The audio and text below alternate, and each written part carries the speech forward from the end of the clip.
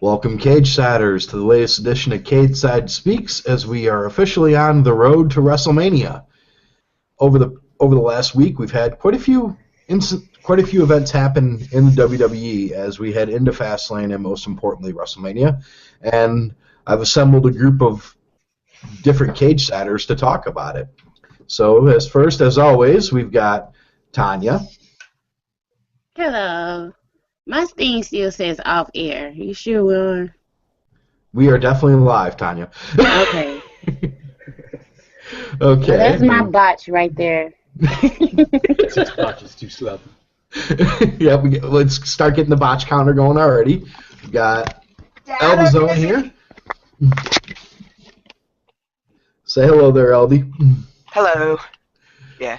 Alrighty, and then we're actually going to have a second botch here. I do not remember Matt's Cageside name, so he's going to need to help me out here. Oh, hey. Hello, everybody. This is Jomo Sensual from Cedar Rapids, Iowa. How you doing? And we are apparently we are also going to be joined by the Reverend, who is just now getting the link. I'm going to be giving him the link, and then he will show up. The Reverend Kane. So we will just, now that I've sent that to him, we've got a lot to talk about today. First, we're going to talk about, well, we've got to talk about it, Triple H as WWE Champion. I'm kind of interested here to see, is there anybody who's actually happy about this? Because I think the best you can get is pragmatism. It was the least bad option. It's not a good option, but everything considered, they locked themselves in it. Yeah. Okay. They locked themselves in it with their booking. There was not really much to do there. It's debatable. It was the least bad decision. Okay, Tanya. Well, let's have you go ahead here, and let's also say hello to the Reverend Kane. It's debatable. It's the least bad. So you'd prefer Ryback? Yes. Okay, Tanya, you sound like you got something to say here on that, so let's hear it. All right. Oh, it's just, I mean, I did a pipe bomb about this. Like, right after Survivor Series. It's the same old shit. Nobody matters unless they're from the Attitude Era, Ruthless Aggression Era. They're trying to make one guy who nobody wants to be made. And it's just a shit show. And now we have Triple H going around with the damn championship, like, with a shit-eating grin, like, see? Look what happens when you don't accept Roman Reigns. I'm the champion, hee-hee. And I'm still going to drop it to him, hee-hee. And not going to give you anybody else. So just keep booing him. We're going to keep getting booed as the face of the company. Okay, Rev, you got anything to say about Triple H as champion? I know you just sort of jumped in midway there. Yeah, I mean, he's like the 4th best choice, but he's on the list of best choices. Okay, he's the 4th best choice. Let's just kind of do some rapid fire. Who would have been a better alternative, and like a better realistic alternative for the belt? Dean Ambrose from the top at the end. Okay. Tanya? Kevin Owens. Okay, that is a very good choice as a heel. Absolutely. Transfer him right from the IC to the world title scene. He was in the Royal Rumble match. He was competitive against Ambrose in the opening match. He still brought his ass out there. The crowd was fucking behind him. Don't tell me they wouldn't have liked his ass. And he's the kind of guy. He's got the experience, so he's gonna know how to go out there and go get heat. Fuck who's gonna face him. Please, just like, okay, well, if he faces Roman Reigns, they're just gonna cheer him. Well, don't have him face Roman Reigns. Okay. I mean, like, even then you could throw him in at the number 30 spot and just condense all the, condense the Styles thing into Styles going Broadway and just getting thrown out then. Yeah. Welcome to the WWE, you're finishing 3rd, sort of thing. That was a great line. I mean, I made no choice that I was very vocal about really the nuclear option. Go with AJ Styles. His first night came in, dude was going to be hot, and he ended up being hotter than anybody thought he would be, and give him a chance to just use him as kind of a reboot. That didn't happen, so looks like we're That would have been great, actually. yeah.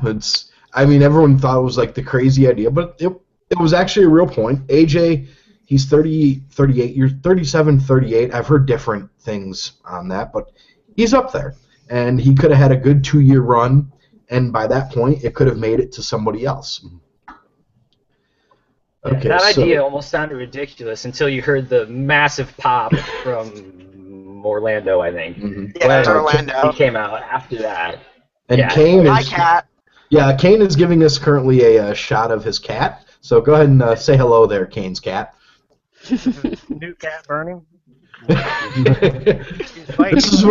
This is when we needed the sound effect from the Lucha Libre CMLL when they start meowing like the cat. He's apathetic towards Triple H's championship. Okay, so like most people. he's almost certainly losing the belt at WrestleMania. Let's give a chance just of the everything is chaos scenario where Triple H decides he wants to go over in front of the largest crowd ever. Oh. What's the percentage of that happening? It depends on the build. Like, if the face in the match is getting over and stuff, because they might just call it the day of the show, because WWE has been known to do that. Maybe not at WrestleMania, but for other shows. No, for WrestleMania, they did it last year at WrestleMania. Yes. Roman Reigns found out that he was not winning the championship the night before. Seth Rollins found out he was going to win the championship during the show. They said, hey, buddy, you're not done. Don't get undressed. You're gonna be cashing in tonight. You're going to be champion. So he had no time to tell anybody who was there for him or any of that. Mm. And, like, for all these people who are like, well, there's no way Triple H is going to go over. Go back and watch WrestleMania 19. Go try to watch some of the build-up to WrestleMania 19 and say, there's no way he's going over Booker T. And then watch him go over Booker T. Or watch WrestleMania 31 where he went over Sting. Thank you. Oh, yeah, not even that long ago. He came out and basically shot on Monday and was like, I don't have to be in this spot. I want to be. As soon as John Cena, they were like, John Cena's not going to be at WrestleMania. Triple H was like, hey, hop. Put me back in there. Put me in the game, coach. Okay, so I'm going to go ahead and say a 1 in 10%, like a 1 in 10, so a 10% chance he goes over. It's not likely, but it's Triple H. There's always that chance. Always. Okay, so we've talked about Triple H. Let's talk just briefly about Roman. He had a rough night at the Rumble. I think that's pretty much can't be disputed. They still seem to want to get him over the hill. Can it be done? No. Not at this point. He should spend at least some time doing something else that's not title scene. Not as a face anymore, I don't think. No. Yeah, like if they decide at Fastlane, you know what? We're going to have Roman Reigns turn heel. That would be the greatest thing. Like, explain to me how you're trying to get this man over as the face of the company, and you're going to put him in a match against two guys who get louder reactions than him all the time. Two guys who the fans are not going to boo against Roman Reigns. The very two guys they're not going. Nobody's going to boo Dean Ambrose over Roman Reigns. Nobody's definitely not going to boo Brock Lesnar. Whatever they do to Roman Reigns that night, it's going to get cheered out of the fucking building. Because Roman Reigns has been ordained as the inevitable choice. No matter what, he is it. So you have to do something to make them think that he's not going to be it. They really have worked themselves in a terrible situation with him. And, like, I don't see them ever getting him to where they want him to be. Ever. Mm-hmm. Now, can he be over? Can he become a star? Can he move? Yeah, he can. Just not now. Not the way they want him to be ever. He's never gonna be the face of the company. He is too tainted. This is going on 2 years now. It doesn't take this long to make a guy. It doesn't. You can go back and watch how they made Goldberg, and he didn't even know how to fucking wrestle, pretty much. So no, Didn't know how to talk either. Couldn't talk, couldn't wrestle. He was nothing but physical charisma. And he had to actually get up to that spot before people got tired of him. Roman Reigns hasn't even gotten to that spot. And like, what are they gonna put the title on him in WrestleMania so he's a 3-time champion in like the span of 6 months? Rev, you got that pensive look on your face there. Is there anything you'd like to say about this? I was just thinking of they're doing the exact same thing they did last year. Right there with the mathematics of it. If you look at how over Daniel Bryan was when he wrestled Roman Reigns last year, and then you look at how over Brock Lesnar is, and you add that how over Dean Ambrose is, you get about a Daniel Bryan ball over. Mm-hmm. So what they did is they took 4 and they subtracted 4 from it last year and they got 0. And now they're taking 3 plus 1 and subtracting 4 from it and expecting 12.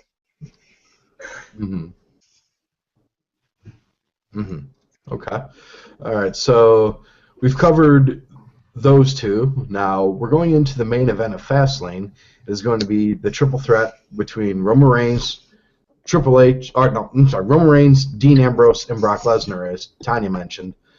Now, I would be remiss if I did not bring up the Dean Ambrose theory that has swept Cageside over the weekend.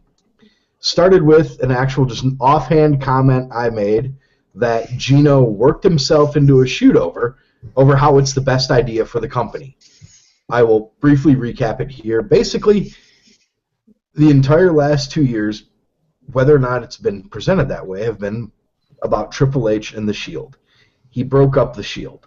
He turned Seth Rollins against Dean Ambrose and Roman Reigns. They bragged after the Royal Rumble about how they have broken Roman Reigns. He is a broken man. And now there is only Dean Ambrose left.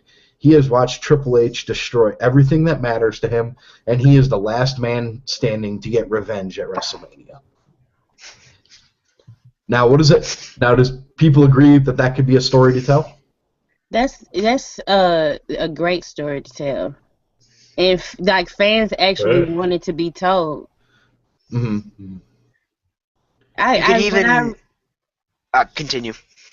When I read it, I was like, it would be so ingenious. Like if this was intentional, it looks like it could be intentional, but like everything we know about the company, we know they fucked around and ended up in this situation.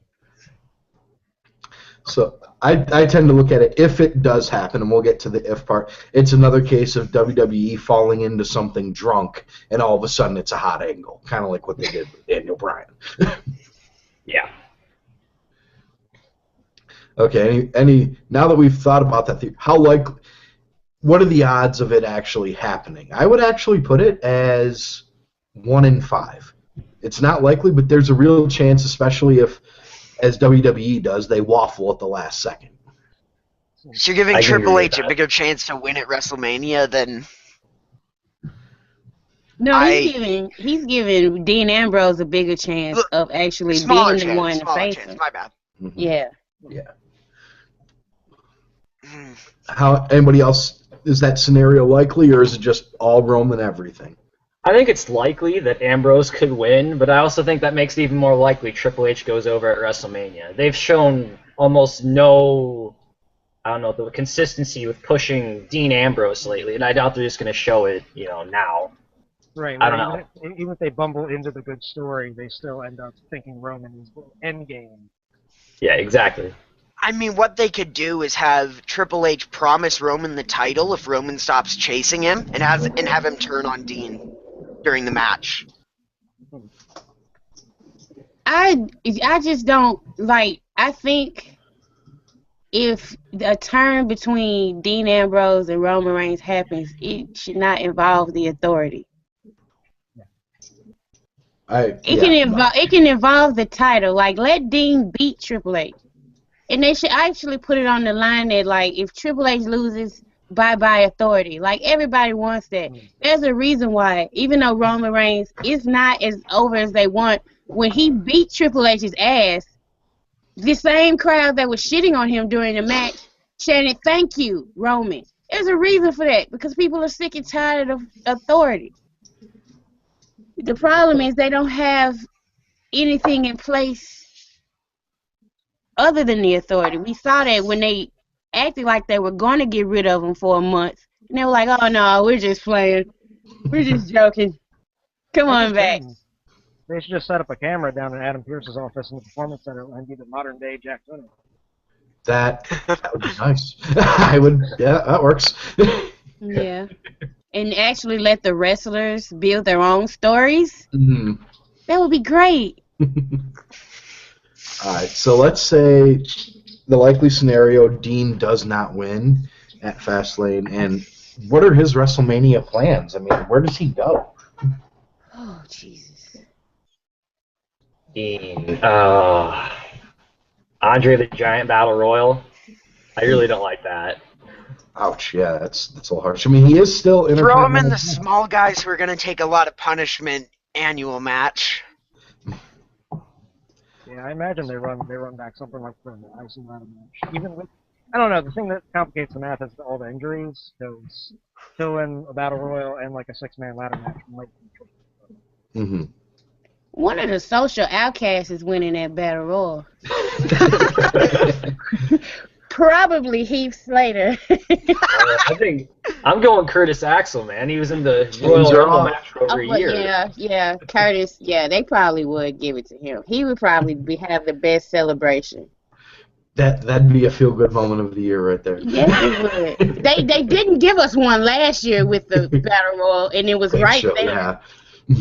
He should get Yes, eliminated early in the Battle Royal, and then cash in his non-elimination from 2016. Get right back in. And then have him act like he wins. Yes. Yes. Okay, so we don't really... That's the thing. There's not really anything for Dean, and that's why I guess I'm kind of worried. If he loses this match, he's in purgatory. But see, you could say the same thing for Roman. Okay, Roman loses. Mm-hmm. And the authority has given him how many title shots, and he's really done nothing to earn them. Mm-hmm. So he loses. We pretty much know Brock isn't going to win the match because the Wyatts are going to come out and fuck him out of it. Because triple threat means no DQ. So they're going to come in. We already see that, and we know what Brock's doing at WrestleMania. He's going over Bray. If Roman loses, doesn't who he faces depends on how he loses. If he loses clean, yeah, it's kind of busted. But if he loses dirty, then it depends on who wrecks his chances. Well, if he loses dirty, then that means that somebody else comes out and interferes. And you're saying that's who he's gonna be with at WrestleMania?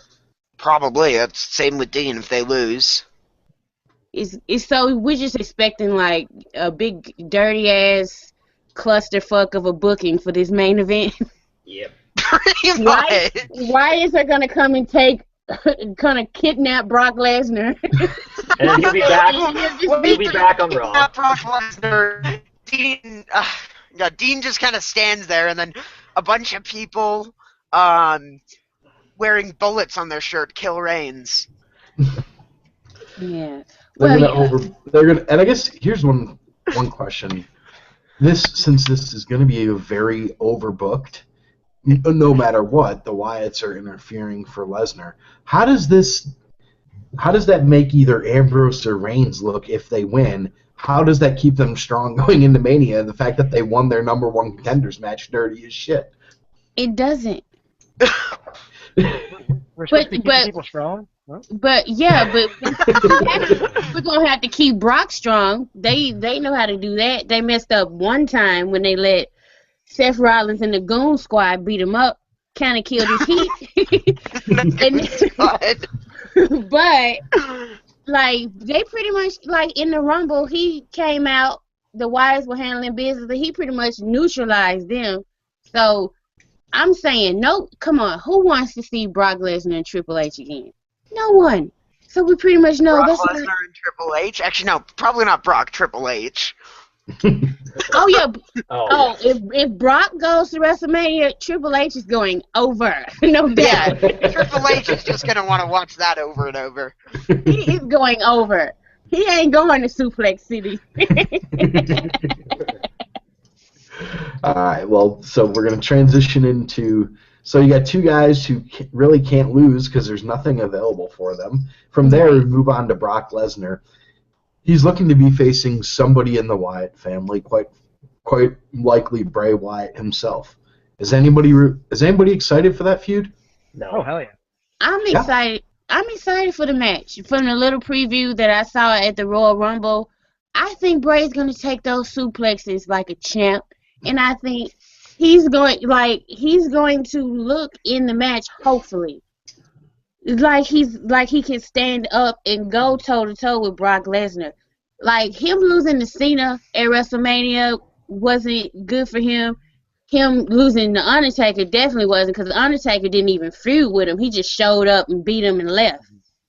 But I think if they do it right, Bray Wyatt could look like a star good again. in defeat. Yeah, he could look good in defeat against Brock. Brock's the guy that you don't have to beat him to look good against him. I mean, you could even create, like, a triangle where Bray beats Brock, who beat The Undertaker, who beat Bray, which means that they're all in even playing field, which the Undertaker-Brock feud look like. You can have them just beat the crap out of each other and Bray just taking the punishment.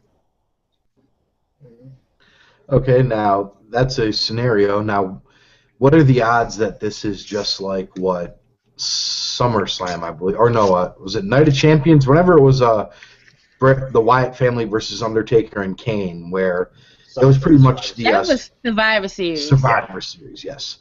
To where everybody was thinking it would be an even match that Taker and Kane would win, but instead Taker and Kane won in a squash. That's what I think it's going to be. What are the odds that this is just going to be a Wyatt family squash over and under in 10 minutes? If that happens, then the Wyatts are, like, I know we've been saying they're dead, but if that happens, it's over. Super dead. I don't know what you can do after that. If Brock just goes out there and all four of them, he has no trouble beating all four of them. That's just, why even have the group? Then they can start feuding with the social outcasts on Superstars. Maybe they'll win that. Maybe. 50-50, flip a coin. Yeah, they got a 50-50. Yeah. Social You know outcasts what? get their deed. Because I think Braun Strowman might have a match at WrestleMania too. Because what else is going to be on the card? I see Undertaker. them doing something with. He might do big. See, I think he might do Big Show at Fastlane and beat him. You know. And then after that, because who's the Undertaker going to face? If Cena's not ready, because we all know he could pop up at any minute. Yeah, he very well could. I guess Taker was going to be more down the list, but we can talk about him now. So, Old Man Taker comes back for one more time. Who does he go over this year? Big ass McStrongman. Yeah, I think I felt like that was the end game with him. Completely. He is there so the Undertaker can have another monster to slay. Now, who's looking forward to that match? I don't take pee breaks during pay-per-views usually. I have a pretty strong bladder. I will make myself. So, that happens. Yeah, that's like the Divas matches aren't pee breaks anymore, so we gotta have a pee break. WWE's being nice. Like, you gotta go get some refreshments or something. Yeah, And they've they definitely... even been pairing up the Tanya Usos Hart. with New Day, so I mean, like, you can't really go to the bathroom during that. No. Usos. They'd be after So, I mean, Tanya's like- Hart if they made Taker the piss break match. Okay, so Taker versus Strowman. Is there anything else possible? I mean, some people are talking the Undertaker KO, or is there any other alternatives that could at least be moderately interesting with Taker. I think Owens is realistic. He's working main events on house show weeks. That's usually a sign that you get something somewhat important. Mm-hmm. I mean, what? He also doesn't look like he's going back to the Ambrose feud, so he's in a sort of limbo here. Yeah, and I hope he doesn't. I think they're going to have AJ Styles and Kevin Owens. Mm-hmm. I think that's probably going to be a feud going into WrestleMania.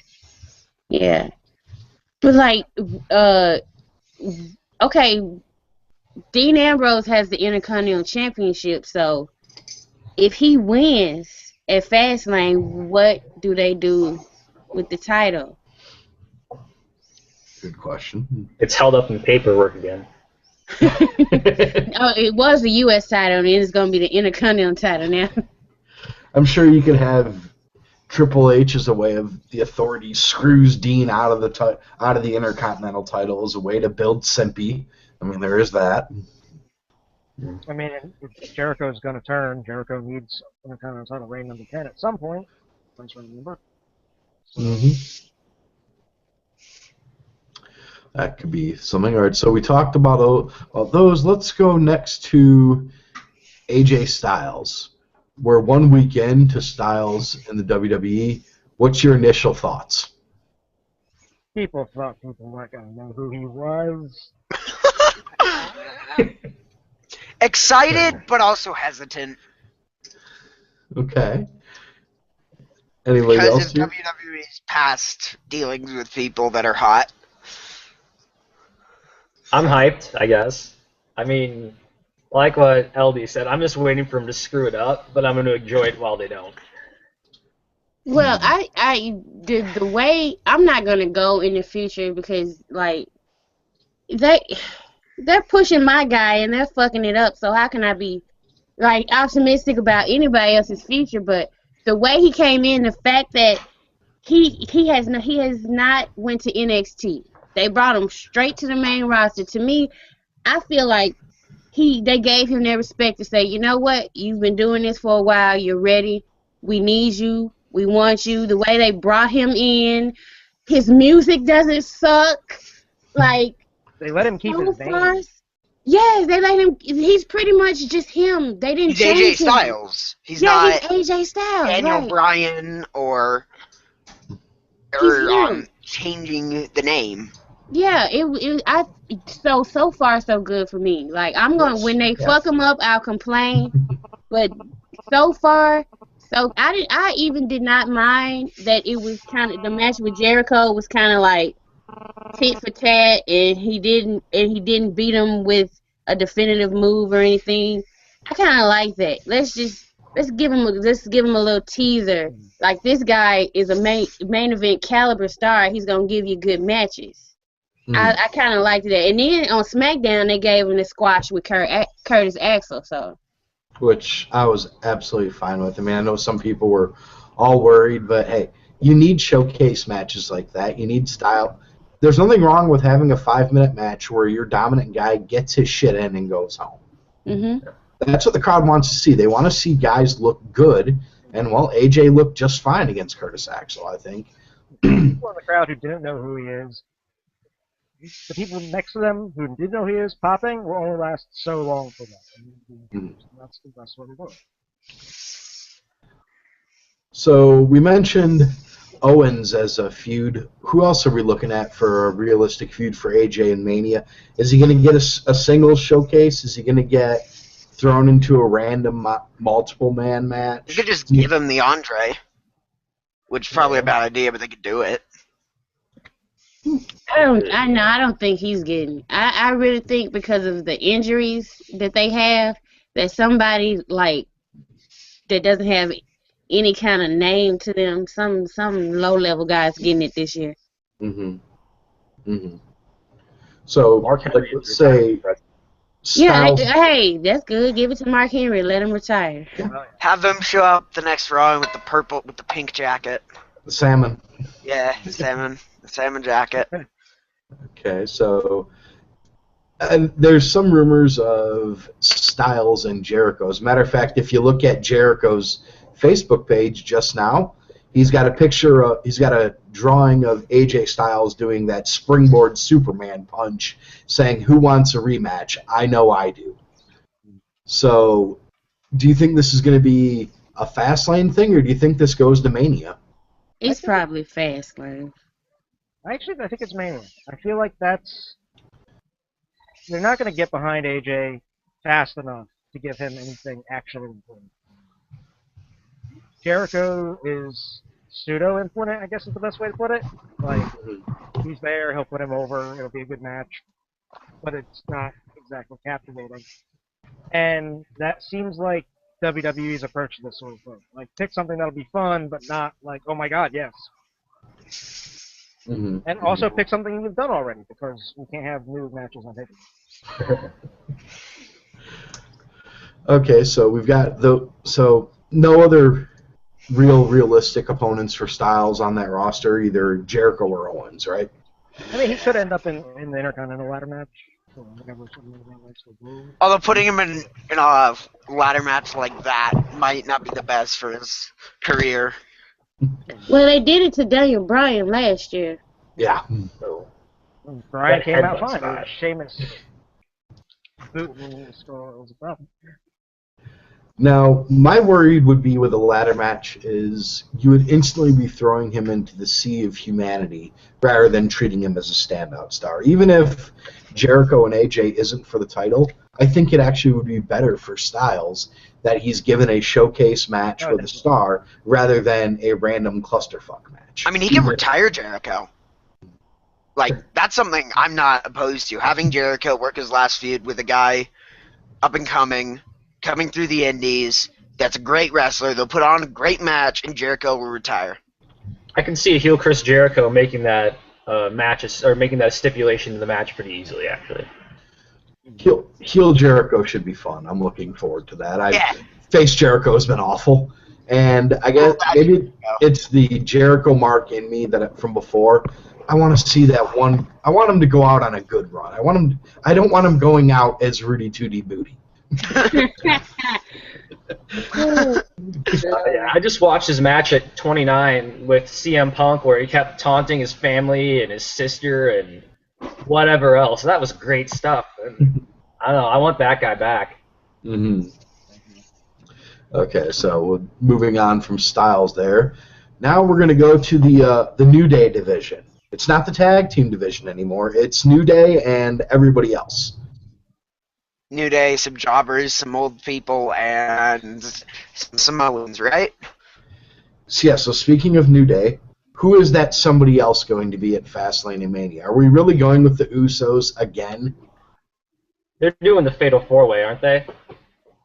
That's been the last few years. Who's even going to be the fourth team? Like, actually, Yeah, they don't be have the 4 three tag teams? teams. Do they even have three? Usos, New Day, probably the Dudley Boys, and Golden Truth. My God, that sounds terrible, but it could be.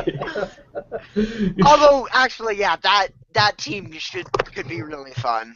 Golden Truth, yeah, I agree. Goldust and R-Truth. Yeah. All right, so, I mean, is there any direction going forward for the tag team division right now? Because as fun as New Day has been, they're getting to the point where I think they're only hitting on every other segment rather than hitting home runs on every other segment. They're hitting a home run once every couple segments, and then they're getting a base hit here and there. There will come a point when they get overexposed. But what else is there to do with it? I mean, some people might think they're already there. What else is there to do with the tag team division if there isn't New Day on top? Damn. Oh, gosh. Like, I mean, are we going to get that inevitable Los Matadores repackage? actually, I feel like The realest guys in the room. And on Cass could try. Throw them up. That'd be fun. like almost any of the NXT teams would be perfect for those. Yeah. But Enzo and Cass have been sitting there for like 3 years. just collecting dust in NXT. They're ready for the main roster, but they're just collecting dust. I'm starting to wonder if they'll ever get called up. I think that I don't know. Because they would be the classic choice. I mean, or could it just be they're holding them off till Smarkmania? Oh, the pop, man. That'd be pretty Yes.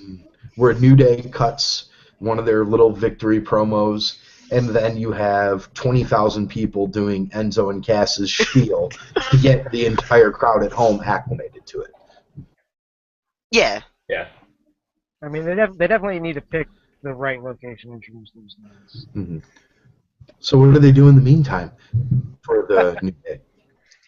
Actually, I feel like Golden Truth isn't going toward itself. I feel like that's a means to an end to reintroduce the Rhodes Brothers. Because you got Goldust talking about looking for a tag partner. I think Truth's not going to work out. I think he's going to have one or two other fun tag teams with Damien saying, I don't know, aren't going to work out. And then finally he's going to convince Cody who got the makeup. When are Gallows and Anderson's contracts up? They're actually already up, if I believe correctly now. It's February 1st tomorrow. Yeah. Like, I don't know exactly when the hour is. It might not be up within the next 24 hours. Gallows has been cleared forever because he was working under contract. Yeah, he might even be secretly in Florida now, but no, Anderson, his contract, and so, okay, well, let's talk about them really quick. Do you think they're going right to the main roster, or you think they're going to NXT to help out their buddy Finn? I don't know. I mean, like, I was just a passing thought, like, going through my head. You can throw them up there for, they lose because they're not ready for it, and then they call in the cavalry. Have a 5-man wrecking crew. All right. Okay. I don't know, because the logical thing was always to pair them with AJ, but AJ's so over that having these invaders come in after him. I mean, you can have over heels. I have no problem with that. If you feel heel get cheered, that doesn't bug me, as long as you're getting a strong reaction. But I don't know. It doesn't feel like something they'd go for. And I can't see them just pushing Gallows and Anderson by themselves. Mm-hmm. Although they could with with the skill level of the team, but Oh, certainly. If they're ready, they don't need any acclimatization time. Mm-hmm. Yeah, I guess it's just the usual talk every month we have here about how there's always the chance that the tag team division could become something, but it's not. Meanwhile, NXT has like 6 dope tag teams. All of them are fun. Best tag division in the world. Mm-hmm. I watch a lot of Okay. And he's not just saying that because his boys are tag champs. Take him in. All right, so we go through the New Day stuff. Now let's go to the Divas division, the women's division. The one thing that's actually working. you just put that in a sentence. Can I say something about the Royal Rumble match real quick? Because I'm the only lady here. Go right ahead. Okay. It's frustrating for me because even as a little girl, I always wondered, where the hell are the badass women? Like, I like these dudes, but, none of them look like me. It's not realistic that I can wrestle against them. Where are the women? And then when the women started to come, there were a few good women. But most of all, women have always been highly, highly sexualized in wrestling. And it's not like I'm just complaining because I'm a woman. I get it. Wrestling's viewed mostly by men. Men like women sexualized. That's great. But when you're trying to present these women as athletes, as I see them, they are actually doing that now. Mm-hmm. You know what I don't need? Is an old-ass man sexually assaulting one of the competitors in a match, like right from the beginning, and throwing me off of what some people have told me is a good match. I cannot remember that match. Only thing I remember is Ric Flair sexually assaulting Becky Lynch, and that's what it is. He sexually assaulted. Like, he just grabbed her face and kissed. And, like, if that had been me, I would have forgotten where I was and what I was doing, and I would have beaten the shit out of him right there.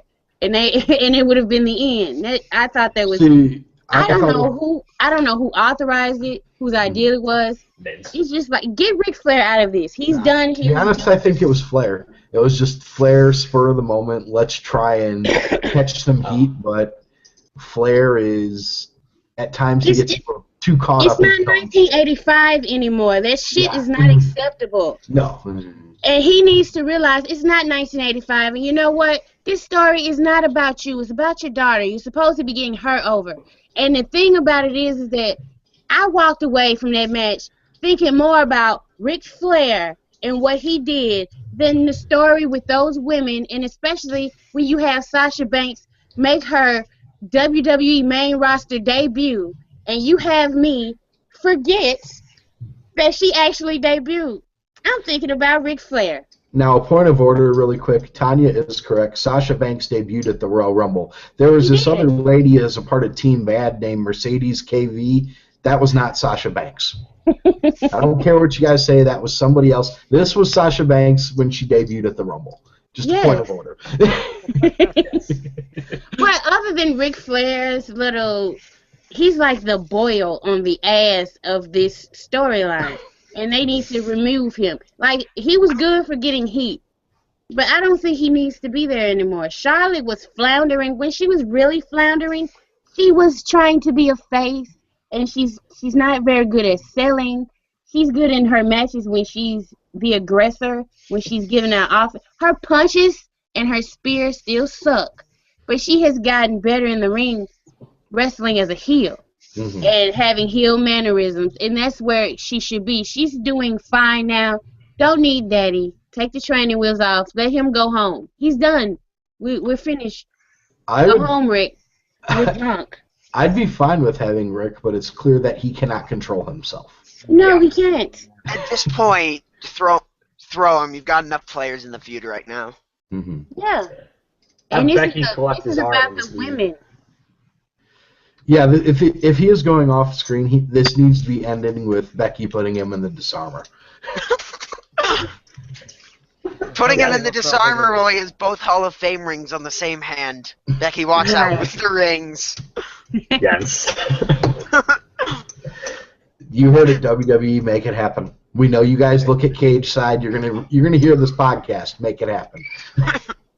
Have her take the rings. Do it. But like, I hate that the fact that even he thought the way to get heat, and it's a woman, so let's sexualize it. That's just it's lazy, and it's just counterproductive to what it seems like they're trying to do, which is to have them portrayed as athletes. They're just like the men. They fight hard. You know what will be great? What will actually get these women heat? Let them be more violent. Let them do something other than a submission move on the announce table. No, not the table. Let them use some chairs or some kendo sticks. Hell, Charlotte is a big girl. Like, she's bigger than most of all the other women. I'm sure she, with her strength, could put a woman through a table with a move. Like, and these women Sasha Banks would take that bump too. Yeah, and Becky Lynch would take that bump. You know what?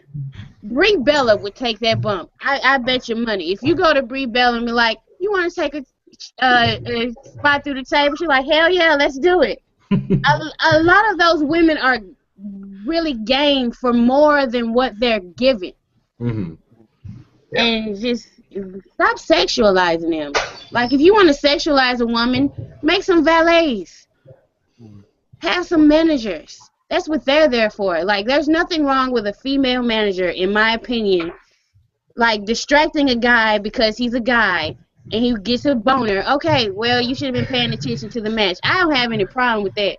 If it had been a woman, let's just say somebody has a female manager and they're in a match against Dean Ambrose, and that woman grabs Dean Ambrose and kisses him, I have a problem with that. That's sexual assault. Like, you could just leave that out. It's just certain things you don't need in wrestling, and to me, that's one of them. Mm-hmm. Racism and sexism don't have any place anywhere, really. No. And it covers up I agree. Rick's other really stupid bit of interference. When Becky has the disarmer on Charlotte, and he throws his jacket on her face, and she just gives up on the hold, despite being a human being who knows the environment she's in and the place where she's at and the hold she has. It's like, I'll just wrench back harder. Right. The coat's not. It's not like the coat hurt her. Keep it on there. That would have been better. All right, so looks like we're going into Fastlane, a triple threat between, or at least the rumor is it's going to be a triple threat between Becky, Sasha, and Charlotte. Would you rather this be a one-on-one, or are you guys okay with it being a triple threat? I'd make it a I'm alright. one-on-one, and have the triple threat at Mania. The one-on-one, in my opinion, would be between, you'd have a build-up match, couple of Raws before, and then have Becky versus Charlotte, and Sasha decides that no, she's going to beat them both up and take the title and walk out with it. I'm fine with a one-on-one at Fastlane. It could be you'd have Sasha and Charlotte go at it after Sasha beats Becky in like a #1 contender match or something to build up more face sympathy for her, and then give Becky the title at Mania.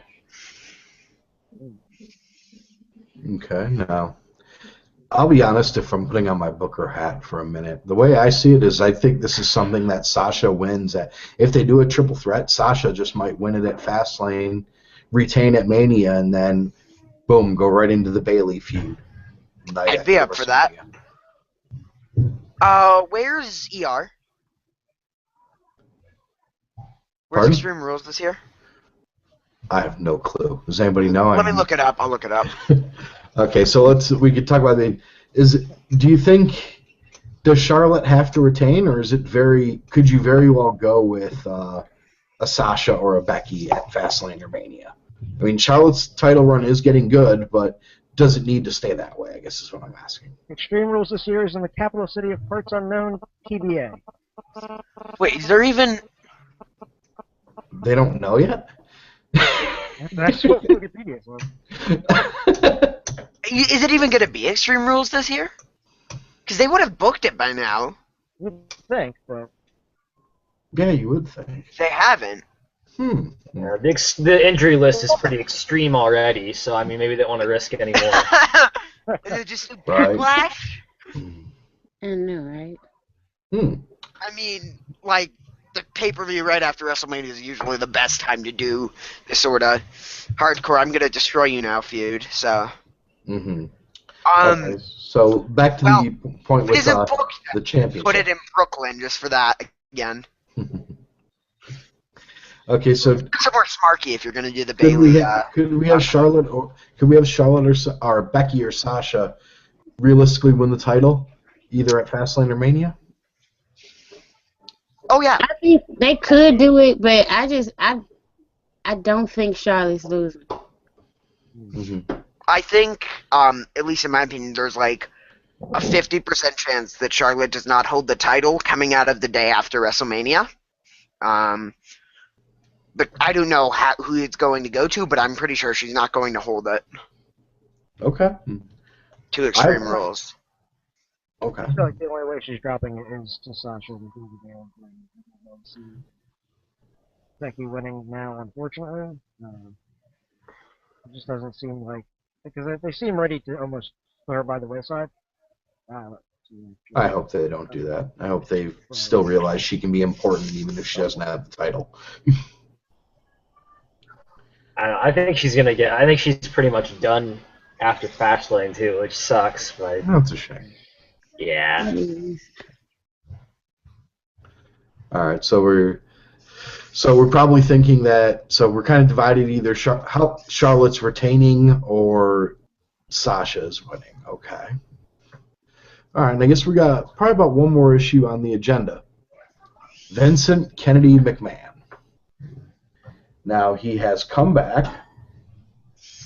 His reviews have been, well, we can be honest, they've been mixed and negative. He got a good reaction for Roman that first night, but it seems like it's gotten progressively worse every week he's gone out there. How much longer do you think Vince is going to be on TV? Do you think this is his swan song as far as TV? This Mania build-up?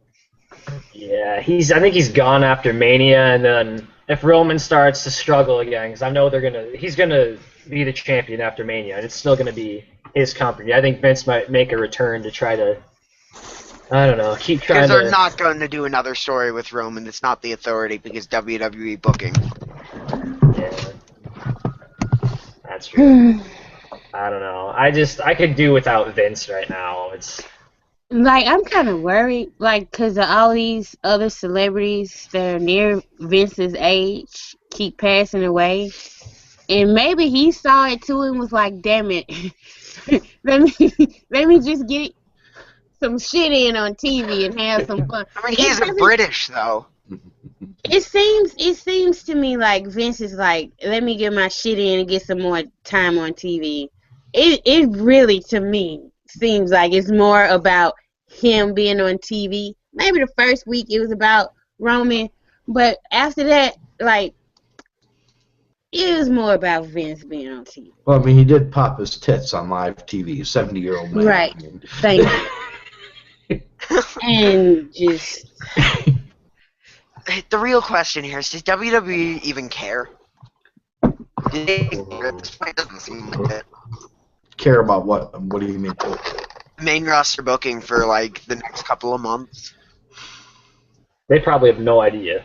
I mean, I can imagine they're just they downloaded a flow chart off the internet, and they're just going through that, flipping coins for yeses or nos.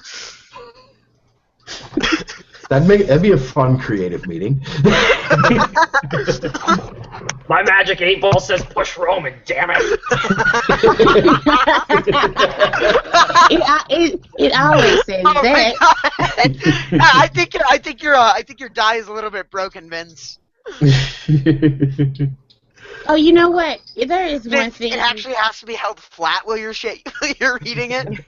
Right. What were you saying, Tanya? Vince should, like, take his heat and, like, you know, pass it on. I guess that's what he's trying to do with Triple H, but Triple H is still winning championships and things like that.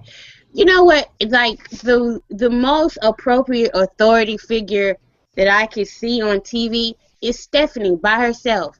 And she's great as a heel, but just like to come out and be like the mama bear when shit's going crazy. Not like have her in a storyline or anything, just like when people are going crazy and her music hits, everybody knows, oh, shit's finna go down, mama's finna come restore order.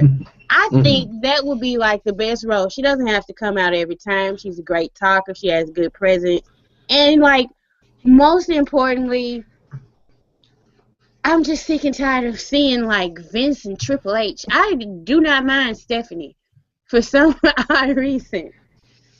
Well, I think Stephanie actually, she is not as pretentious as either Vince or her father. She will give promos. She does not give 20-minute promos about nothing. No, her promos are they're effective, and she comes out and she hits the points and she gets the crowd into it, and boom, she's gone. She's the one that actually feels like she means it when she says best for business. Yeah. Okay, so that's pretty much, we've gone through everything that. Well, there's the U.S. Championship, and I'm glad Kalisto has won, but yeah, are we going back to Del Rio again? No. They made people not care. And that's why I want to skip, because Del Rio's involved. Yeah, and then they jerked the title back and forth between them. If they just had Kalisto beat him, and then Del Rio get his rematch and beat him again, and let's move him on away from Del Rio. But no, it's Kalisto win, and Del Rio win, now Kalisto win. Like, oh, who cares? I'd say just like before we shut down here, I'd say give Kalisto the title, have him have it for a couple months, and have him just feud with some of the lower guys. Have more of him and Neville. Yes, please. Actually, you know what? Heel Neville ladder match, WrestleMania 32. Book it. Opener. There you go. Hot crowd. They could have a best out of 7 series, like back in the day. and Booker T and McMahon and Benoit. Koloff. Yeah. Okay, yeah. Hey, there you go. I love it. I mean, I've thoroughly enjoyed them. And hey, you want to do a best of 7 between Kalisto and Neville, and the winner gets the championship? Okay. So, all right, we've talked about all those things. We're running into our point where we're going to be shutting down. But before we do, let's get some rapid fire takes. You got about each person's got about 30 seconds to talk about what they want to talk about. Have we covered it on the podcast, or if we didn't? Go ahead, Tanya. You're up. Okay, well, see, I've been off of Cageside seats for a minute, and I just wanted to say, Gino was like, everybody that's on the Roman Reigns bandwagon, get off. And I'm going to let him know, I'm not on the Roman Reigns bandwagon. I am the bandwagon. So that will never end. Ever. That's all I wanted to say. Okay. All right, go ahead, Jomo. All right, we got some interesting times coming up. We got, other than people like The Undertaker, we got people like Sheamus and Rusev and Kalisto and Ambrose with no real logical place to go. So, I don't know, it should be interesting to see where this all ends up. Okay, Kane. The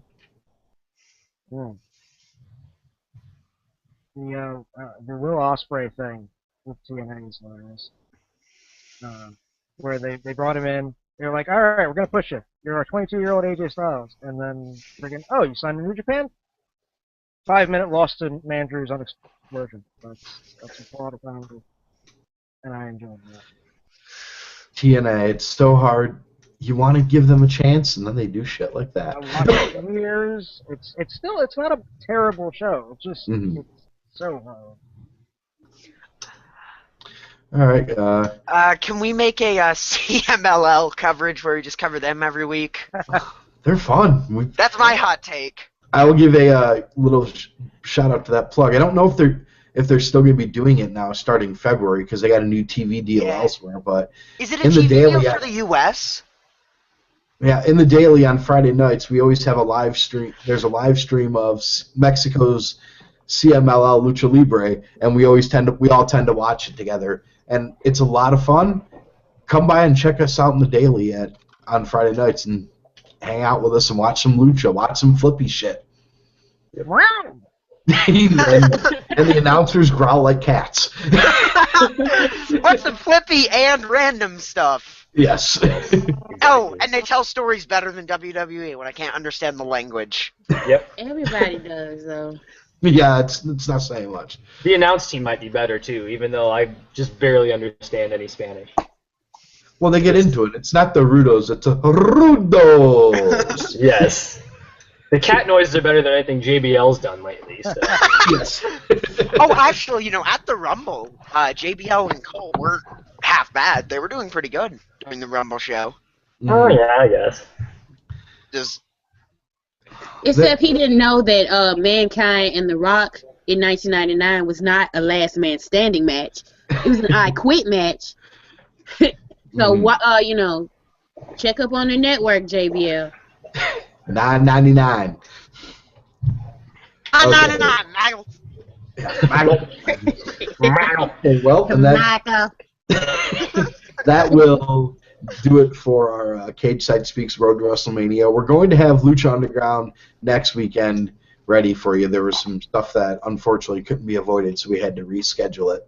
So we will be doing a Lucha Underground podcast soon, and then probably in the next 4 or 5 weeks we will also be doing the Fallout for Fastlane as we really get on the expressway to Mania. So hopefully you enjoyed our podcast, and we will all see you guys next month. Take care, everyone.